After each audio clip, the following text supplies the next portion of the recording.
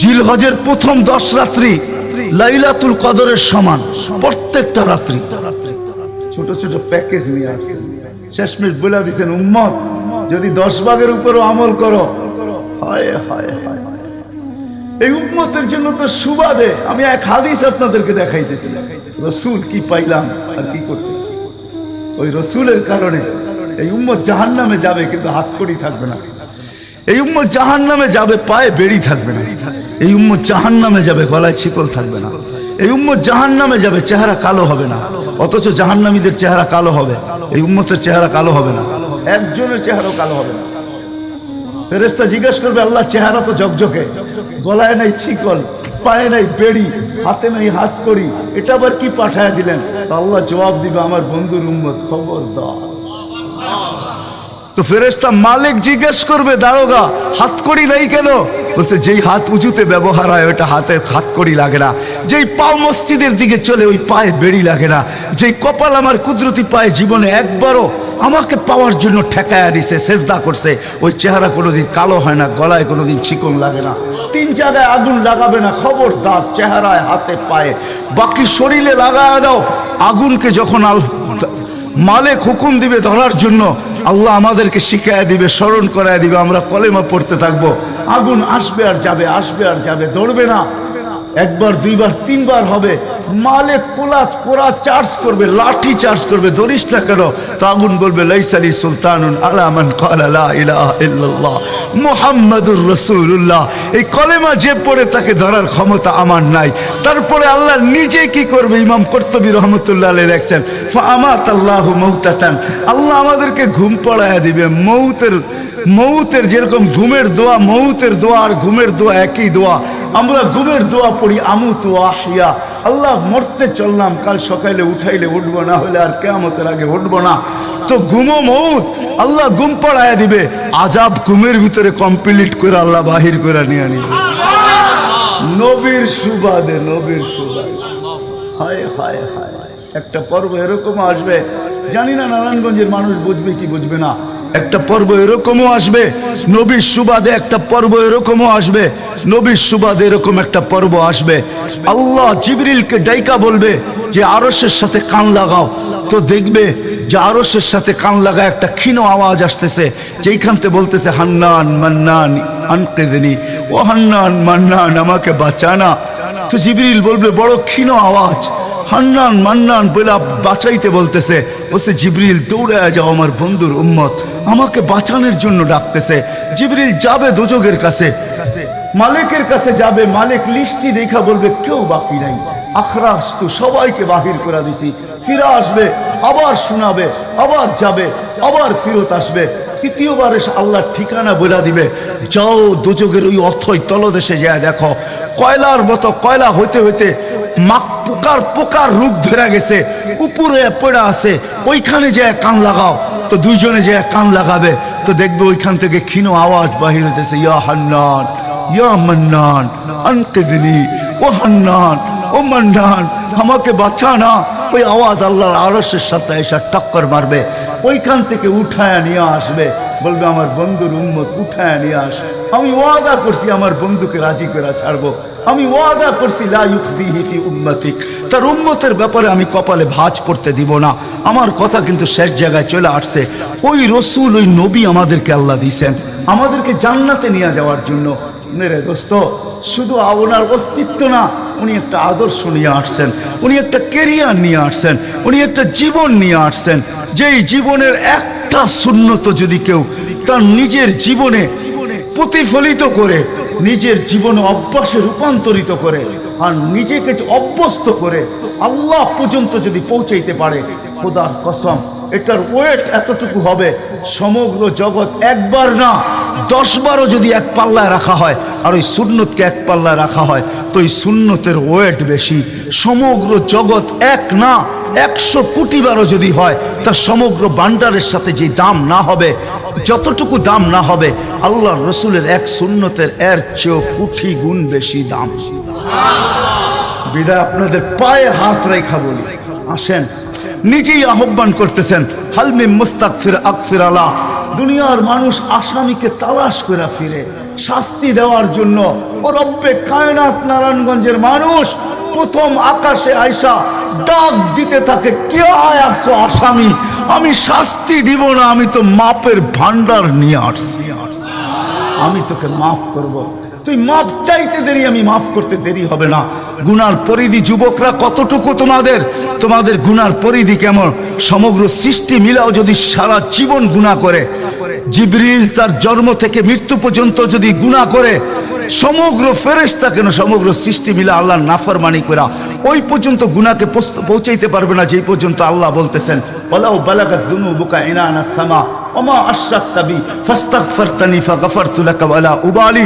তোমাদের গুনাহ দিয়া যদি আমার আকাশের পরিধি পর্যন্ত ব্যাত করে চলা যায়, একজনের গুনাহ, আমি তো বললাম সমগ্র সৃষ্টি মিলেও সম্ভব না, একজনের গুনাহ তো দূরের কথা, আমার আকাশের পরিধি ভেদ করে চলা যায়, তুমি মাপ চাইতে দেরি, আমি মাফ করতে দেরি করব।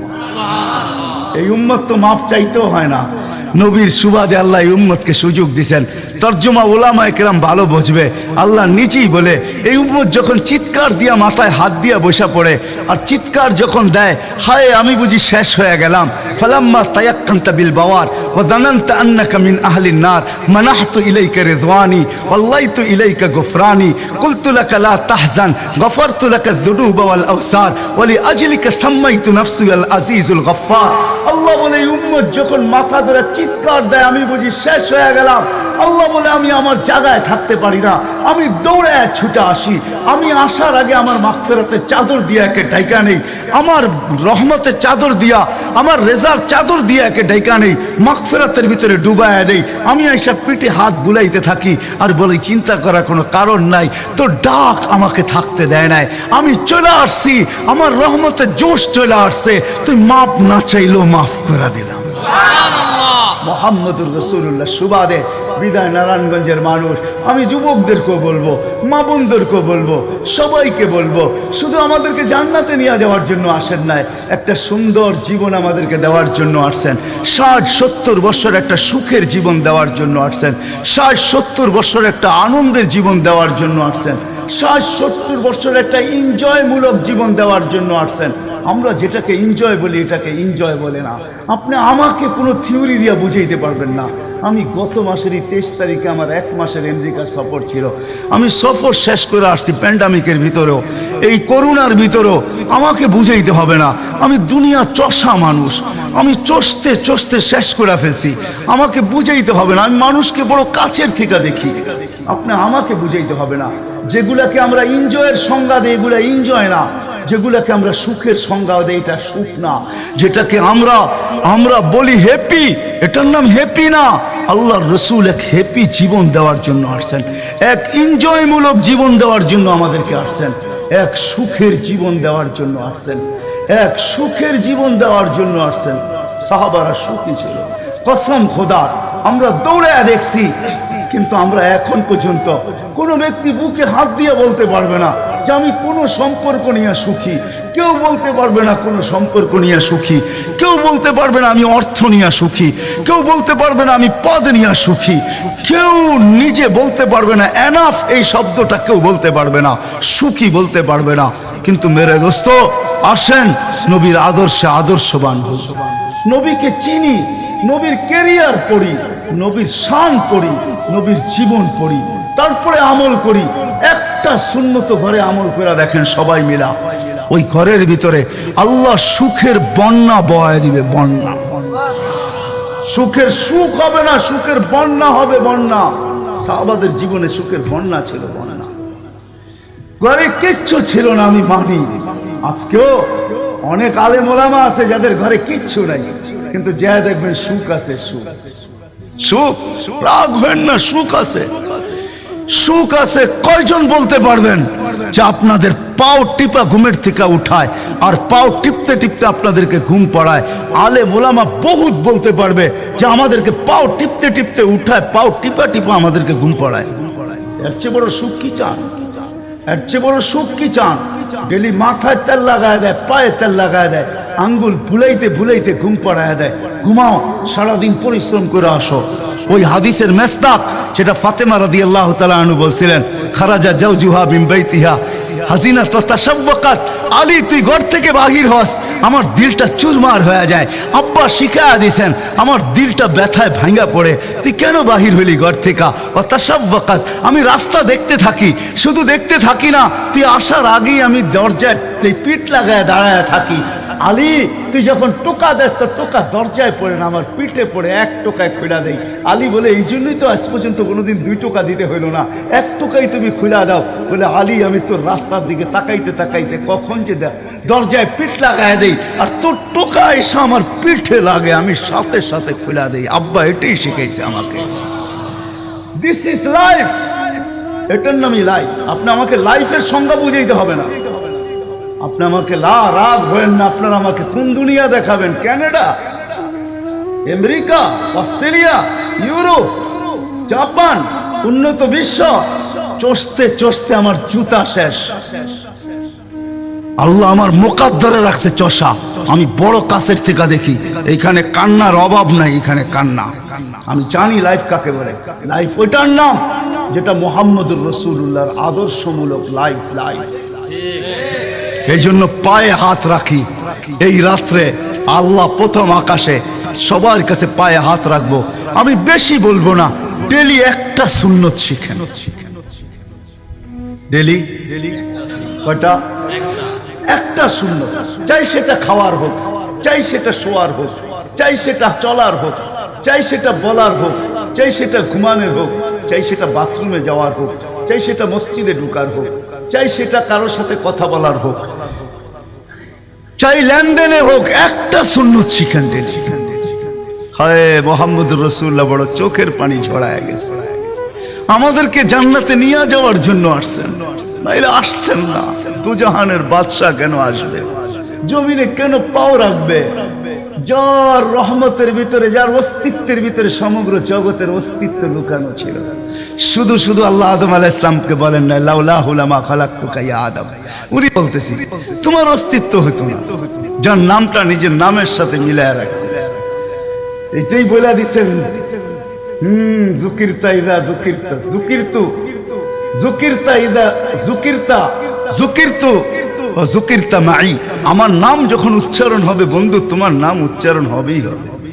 আমি আমার নামের সাথে তোমার নামটা মিলায় রাখছি। যাকে আল্লাহ 1000 বছর সৃষ্টির 1000 বছর আগে যার আল্লাহ পরিচয়ের ডঙ্কা বাজাইতেছেন, ইয়াসিন 1000 বছর আগে পড়ছেন, তখন আল্লাহ বসাইতেছে ইয়াসিন আল কোরআনিল হাকিম। আমি তো বলি ওলামা বুঝবে, ইয়াসিন আল কোরআনিল হাকিম ইন্নাকা লামিনাল মুরসালিন। আমি তো বলি ইন্নাকা ওকে বলা চলে যে সামনে উপস্থিত বসা, আরবি গ্রামার এটাই বুঝায়। আল্লাহ মনে হয় বন্ধুকে সামনে বসাই বলতেছিলেন ইন্নাকা লামিনাল মুরসালিন। আমার মনে হয় পেটে হাত রাইকেই বলতেছিলেন ইন্নাকা লামিনাল মুরসালিন। বন্ধু আপনি নবী হিসাবে প্রেরিত বন্ধু। ওই রাসূল কি রাজি? একটা সুন্নত শিখবেন। হ্যাঁ, কে কে ওয়াদা করতে পারেন? ওয়াদা, কিন্তু ওয়াদা দূর দূর পর্যন্ত। যদি নবীর মোহাব্বত থাকে আপনার ভিতরে, একটা সুন্নত ডেলি শিখবেন, ওটাকে নিজে জীবনে অভ্যস্ত হন। নবীর যুবকদের পায়ে হাত রেখা বলি, শিখো নবীর কেরিয়ার, শিখো নবীর শান শিখো। ফেসবুকে উল্টা পাল্টা জিনিস দেখো না, উল্টা পাল্টা প্রচার করো না, নবীর শান প্রচার করো। নবীর শান শিখো। আমাদের কোন নবী, কোন নবী আল্লাহ দিছেন, তার শান শিখো, তার শান প্রচার করো, তার কেরিয়ার প্রচার করো। নবীর খাওয়া কেমন ছিল? হায় হায়, শুধু শুধু আল্লাহ বলেন নাই ইন কুনতুম তুহিব্বুনাল্লাহ ফাত্তাবিউনি ইউহিব্বুকুমুল্লাহ। শুধু আল্লাহ ভালোবাসবে না, তোমাকে চুমা দিবে না, তোমাকে বুকে জড়াবে না, তোমাকে আল্লাহ নৈকট্য দিবে না, বন্ধুত্ব দিবে না। ওয়াগফির লাকুম যুনুবাকুম। আল্লাহ ওয়াদা করতেছে গুনাহ মাফ করলেও মাফ, না করলে তো নাই, করলে মাফ মাফ মাফ মাফ মাফ। কেন? ওয়াদায় সিগনেচার করে, ডিডে সিগনেচার করা ফেলছি, আমার বন্ধুকে আমি লজ্জিত করব না। হায় হায় হায় হায়, কিয়ামতের দিন যার আমলনামা সামনে ঝুঁকবে না, আল্লাহ রসুল দাঁড়ায় আল্লাহর দিকে দেখবে আর বলবে আমা কুনতা লা ইউখজিকা ফি উম্মতিক। আপনি কি বলেন না যে আপনি আমাকে উম্মতের ব্যাপারে লজ্জিত করবেন না? পাল্লা তো সামনে ঝুঁকে না, কি করব? তো আল্লাহ বলবে বন্ধু রহমতি, রহমত দিয়ে ঝুঁকায় দিব। তো আল্লাহ রহমত দিয়ে পাল্লা ঝুঁকায় দিবে, আল্লাহর রসুলকে আল্লাহ হাসায় দিবে। ফায়াবতাসিম, আল্লাহর রসুল হাইসা উঠবে, বাহ ঝুঁকা গেছে। হাউজে কাউসার নিজের হাতে পান করাবে। করবো তো ইনশাআল্লাহ। আল্লাহ আমাদের সবাইকে আমল করার তৌফিক দান করেন।